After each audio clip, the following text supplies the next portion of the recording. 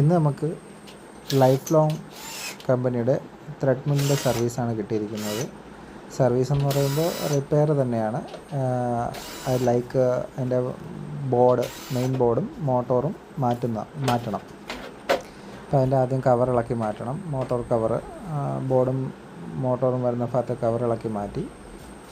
അപ്പോൾ നേരത്തെ തന്നെ ബോർഡ് കംപ്ലൈൻ്റ് ആണെന്ന് കണ്ടുപിടിക്കാനായിട്ട് ബോർഡ് ഇളക്കി മാറ്റിയിരുന്നു. ഇനി നമുക്ക് അടുത്ത ദൗത്യം മോട്ടോർ ഇളക്കി സെറ്റിന്ന് മാറ്റണം. എന്നിട്ട് പുതിയ വന്ന മോട്ടോർ തിരിച്ച് ഫിറ്റ് ചെയ്യാം. ഇപ്പോൾ മോട്ടോർ എടുക്കാം.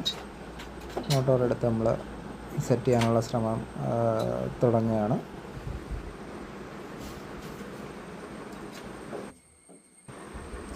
കുറച്ച് പാടാണ് മോട്ടോർ തിരിച്ച് അതേപോലെ സെറ്റ് ചെയ്തെടുക്കാൻ, ബെൽറ്റിൻ്റെ ടെൻഷൻ ഉള്ളത് കൊണ്ട് തന്നെ. അപ്പോൾ നമ്മൾ അത് അതിൻ്റേതായ രീതിയിൽ ചെയ്യാനായിട്ട് ശ്രമിക്കണം.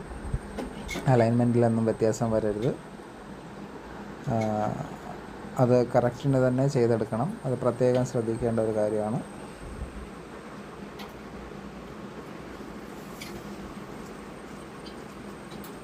അപ്പോൾ നമുക്കത് എങ്ങനെ ചെയ്യാമെന്നുള്ളത് ആദ്യം തന്നെ ബെൽറ്റിൻ്റെ അടുത്ത് വരുന്ന സ്ക്രൂ ഇടുന്നതാണ് നല്ലത്. ഇപ്പോൾ വീഡിയോയിൽ കണ്ടതുപോലെയല്ല, ബെൽറ്റിൻ്റെ അടുത്തുള്ള സ്ക്രൂ ഇട്ടിട്ട് ദൂരത്തുള്ള സ്ക്രൂ മോട്ടോറിനെ അഡ്ജസ്റ്റ് ചെയ്ത് കയറ്റിയാൽ മതി. അതാണ് എളുപ്പം. അത് വീഡിയോയിൽ കാണിക്കാൻ പറ്റിയിട്ടില്ല. ഞാൻ അങ്ങനെ തന്നെയാണ് ചെയ്തിട്ടുള്ളത്. ഇനി നമുക്കടുത്ത് ബോർഡ് ഫിക്സ് ചെയ്യുന്നത് നോക്കാം. ബോർഡിലെ കണക്ഷൻസൊക്കെ നേരത്തെ നമ്മൾ നോക്കി വെച്ചിട്ടുണ്ടായിരുന്നു. അപ്പോൾ അത് കറക്റ്റായിട്ട് ഓരോ പിന്നും കൊടുക്കേണ്ട സ്ഥലത്ത് തന്നെ കൊടുത്തിട്ട് ബോർഡ് നമുക്ക് മെഷീനിലോട്ട് ഫിക്സ് ചെയ്യാം. ബോർഡ് മെഷീനിലോട്ട് ഫിക്സ് ചെയ്യുന്ന രീതിയാണ് കാണിക്കുന്നത്.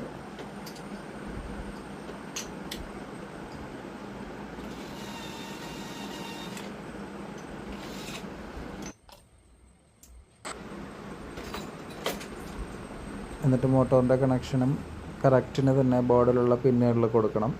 അപ്പോൾ അത് കറക്റ്റിന് കൊടുത്തിട്ടുണ്ട്.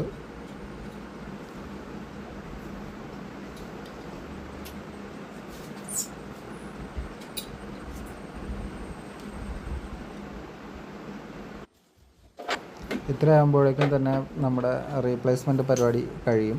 അതിനുശേഷം കവർ തിരിച്ചിട്ടിട്ട് നമുക്ക് മെഷീൻ സെറ്റ് ചെയ്തെടുക്കാം.